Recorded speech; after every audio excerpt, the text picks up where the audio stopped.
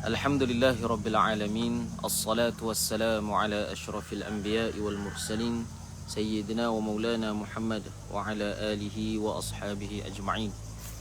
Qala rabbi shrah li sadri wa yassir li amri wahlul uqdatan min lisani yafqahu qawli. Amin. Qala Allah Ta'ala ba'da a'udzu billahi minasy syaithanir rajim. Bismillahirrahmanirrahim. ألم تر كيف فعل ربك بأصحاب الفيل ألم يجعل كيدهم في تضليل وأرسل عليهم طيرا أبابيل ترميهم بحجارة من سجيل فجعلهم كعصف مأكول صدق الله العظيم. Alhamdulillah, syukur kehadrat Allah Subhanahu wa taala. Pada petang ini kita masih dapat teruskan sesi program kita Ijlis Bina. Ijlis Bina, duduk sebentar bersama kami di page Smiti Tahfiz Tok Guru, Sekolah Menengah Integrasi Teras Islam, Tahfiz Tok Guru, Kampung Wakaf, Pasir Putih, Kelantan. InsyaAllah pada hari ini kita akan teruskan perbincangan. Tajuk kita iaitu berkaitan dengan tajwid. InsyaAllah sesi kali ini saya bersiaran daripada satu lokasi yang dirahsiakan. InsyaAllah boleh tuan-tuan lihat pemandangan di sekitar saya adalah kawasan perkampungan. Ada pokok durian, pokok kelapa, pokok manggis dalam dusun, insya-Allah. Jadi insya-Allah hari ini kita akan sambung pembelajaran kita berkaitan dengan tajwid, dan tajuk hari ini ialah berkait dengan tajuk makhraj dan sifat, yang seperti mana yang telah kita mulakan seminggu yang lepas. Hari ini hari yang ke-7, yang ke-8, yang ke-7, dan telah kita bincangkan huruf-huruf hijaiyah bermula dengan huruf alif, huruf ba, ta, tha, jim. Alif, ba, ta, tha, jim.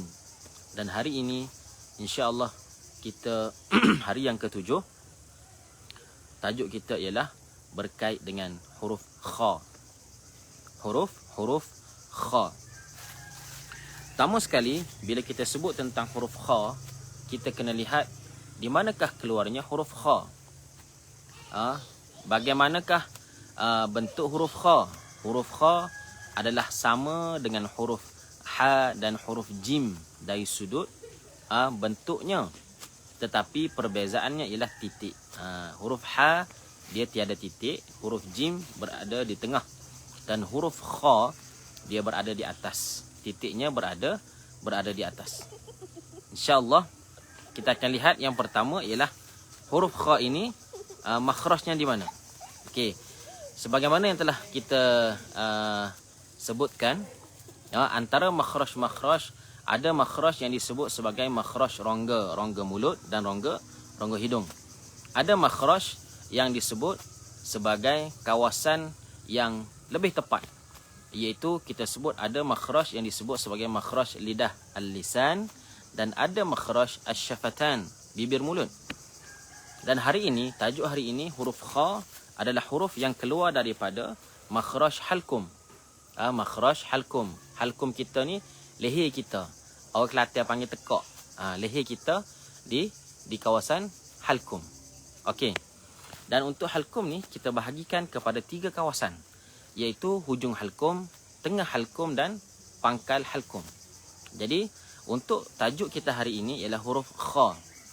Sebagaimana semalam kita telah masuk tajuk bagi huruf ha keluar daripada tengah halkum, yang saya sebut semalam keluar daripada kawasan dari segi biologinya daripada dekat dengan epiglottis, salur udara dan salur makanan, di tengah halkum. Jadi huruf kha ni di mana? Di mana huruf kha ia beza dengan ha ialah huruf kha keluar daripada hujung halkum. Kalau kita andaikan ini adalah leher kita, maka ini adalah hujung, tengah dan pangkal di bawah. Pangkal ni dekat dengan dada kita. Dekat dengan kalau pangkal ni dekat dengan pita suara. Manakala hujung halkum ialah huruf kha yang keluar daripada anak tekak, ataupun dipanggil hujung halkum ni dekat berhampiran dengan anak tekak, ataupun disebut sebagai huruf yang berhampiran dengan lelangit lembut. berhampiran dengan langit lembut. Okey. Jadi jelas kepada kita huruf kha ini ialah huruf yang keluar daripada hujung halqum. Okey. Sebagaimana yang telah saya jelaskan dalam kelas yang lepas, bagaimana kaedah kita nak mengesan huruf? Bagaimana kaedah kita nak menentukan huruf tersebut keluar daripada mana? Okey, yang ulama kita ajar ialah kita matikan dia ataupun sabdukan dia. Okey, saya buat contoh. Kalau kita bariskan kha. Kalau kita matikan dia ketika kita sebut kita kena letakkan, kena tujukan kepada hujung halqum kita dekat dengan anak tengkok tadi. Anak tengkok tadi. Okey. Jadi ataupun kita sabdukan dia akha. Okey, sekali lagi saya buat contoh. Akha. Tu kaedah yang kita sebut sebagai nak menentukan di manakah tempat keluarnya bagi huruf hijaiyah ini. Iaitu hari ini tajuknya ialah huruf kha. Okey. Bahagian yang seterusnya, setelah kita mengenali di manakah keluarnya huruf kha dan kita kenal bahawa huruf kha ini keluar daripada hujung halqum. Akha. Okey. Kemudian kita akan satukan dia dengan sifat. Sifat inilah yang akan membezakan huruf-huruf yang sama makhrajnya. Okey. Sifat yang pertama bagi huruf kha ialah huruf kha ini bersifat al-jahru. Al-jahru. Huruf kha ini dia bersifat al-jahru. Iaitu semasa kita silap. Huruf kha ini maaf saya tersilap. Huruf kha ini bersifat al-hamsu. Maaf tersilap. Saya perbetulkan balik. Huruf kha keluar sifat dia yang pertama ialah al-hamsu. Fahathuhu syakhsun sakan. Huruf kha, semasa menyebut huruf kha, kita mesti melepaskan angin. Sama dengan ha semalam. Huruf kha, kita sebut dia melepaskan angin. Semasa menyebut huruf kha, angin terkeluar. Okey, yang kedua, sifat yang kedua ialah bersifat ar-rakhawah. Ar-rakhawah ialah kita melepaskan perjalanan suara. Huruf kha ini dia tidak sangkut suaranya, tidak melekat suaranya. Dia dilepaskan. Angin kita lepaskan, suara juga kita lepaskan. Itu sifat huruf kha yang kedua. Yang ketiga, huruf kha ini antara sifat yang menonjol sifat yang ketiga ni. Apa dia? Sifat dinamakan sebagai isti'la. Huruf kha ini bersifat isti'la. Apa maksud isti'la? Semasa kita menyebut huruf yang bersifat isti'la, huruf-huruf yang bersifat isti'la ni ada 7. Khussun dautin qiz. Kha, sa, dad, ghain, ta, qaf, dha. Ada 7 huruf yang bersifat isti'la. Ada 7 huruf yang bersifat isti'la. Iaitu kita mengangkat lidah. Dan kita lebih khusus lagi, lidah, pangkal lidah kita tu diangkat ke langit-langit. Jadi semasa menyebut 7 huruf ini, lidah kita terangkat.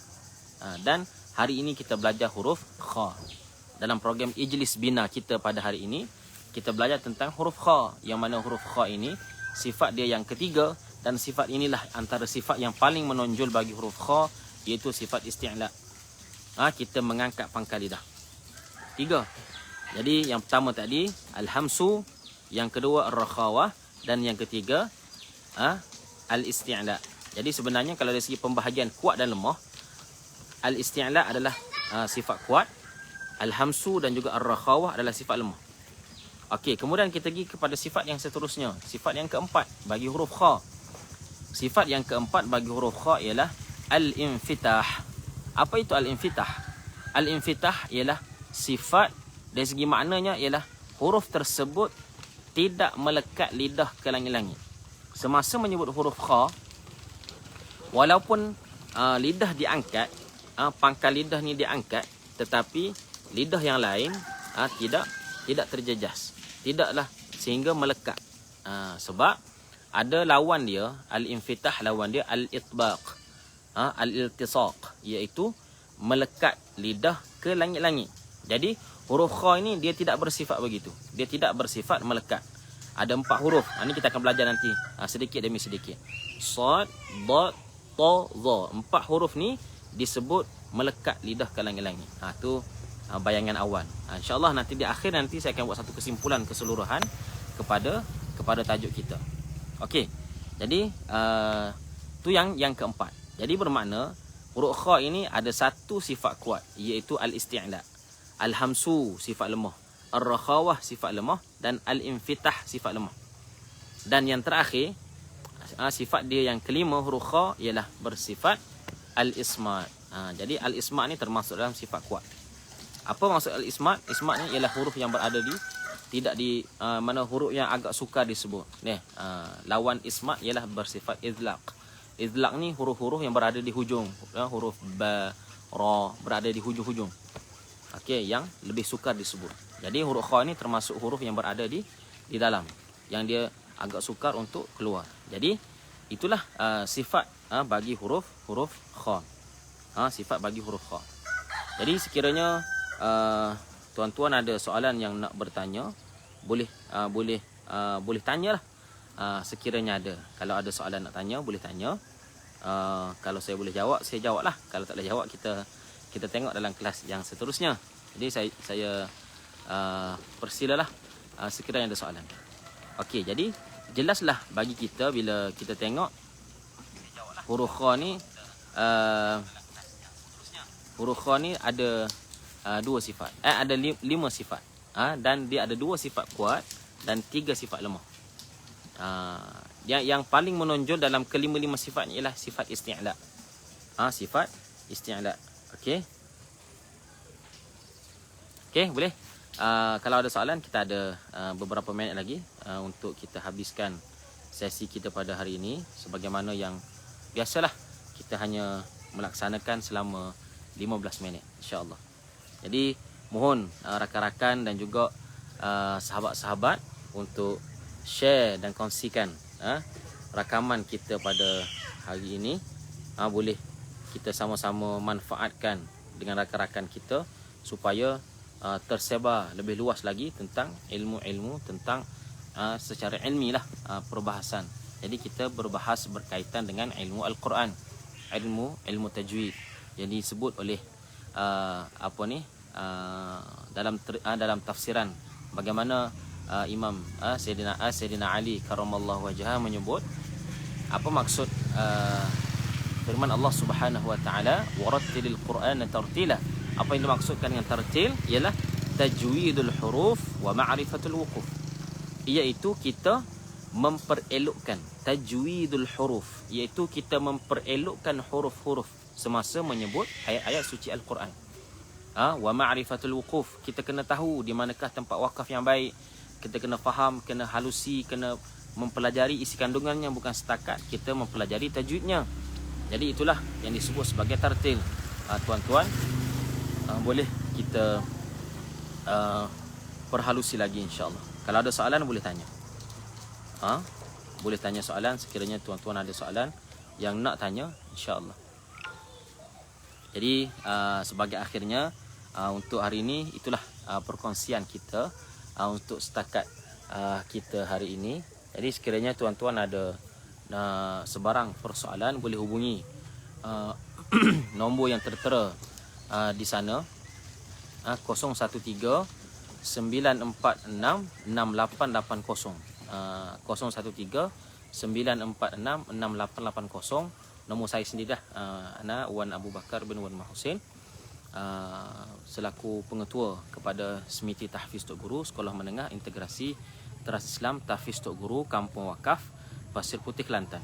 Jadi bagi tuan-tuan yang ada kelapangan, boleh memberikan sumbangan kepada nombor yang tertera di nombor akaun Maybank Pusat Tahfiz Turas Tok Guru, yang mana sebagai penutupnya saya sebut, kami di Semiti Tahfiz Tok Guru alhamdulillah untuk tahun yang pertama ini mempunyai 44 orang pelajar, 26 orang pelajar lelaki dan 18 orang pelajar perempuan. InsyaAllah akan mempelajari dan mengikuti silibus yang telah kami susun, iaitu hafazan 30 juzuk Al-Quran, pengajian kitab-kitab turas Islami, turas kitab-kitab pondok dan sebagainya. Dan juga pelajar kita insya-Allah akan menghadapi peperiksaan SPM sebagaimana pelajar-pelajar arus perdana yang lain.